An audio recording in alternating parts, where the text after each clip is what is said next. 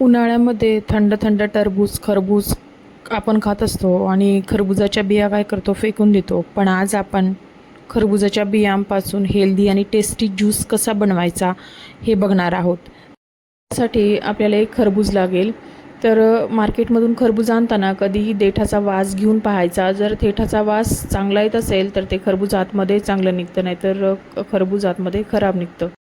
मधोमध कट करून घेतल्यानंतर अशा एका चम्मचच्या सहाय्याने आपण त्याच्या बिया काढून मिक्सरच्या जारमध्ये टाकूया. खरबुजामध्ये पाण्याचं प्रमाण जास्त असल्यामुळे बॉडी हायड्रेटेड राहते आणि शरीर थंड राहण्यास मदत होते. तर पहा, अशा प्रकारे आपण बिया काढल्या. त्यानंतर त्याच्यामध्ये टाकूयात चिमूटभर मीठ, साखर, पुदिन्याचे पत्ते, 1 कप पाणी, 1 कप दूध आणि 3-4 आईस क्यूब टाकूयात. ग्राइंड करून घेऊयात आणि एका छन्नीच्या सहाय्याने त्याला गाळून घेऊयात. खरबुजामध्ये फायबरचं प्रमाण जास्त असल्यामुळे आपल्याला बद्धकोष्ठतेपासून आराम मिळतो.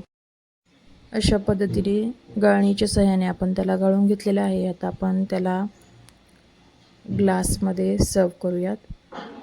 तर त्यासाठी मी 2 कांदे, त्यावरती आपण थोडंसं पुदिन्याच्या पत्त्याने गार्निश करूया त्याला.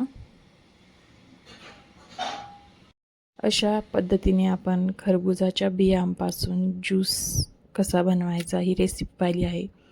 जर तुम्हाला ही रेसिपी आवडली तर लाईक आणि सबस्क्राईब करा. थँक्यू.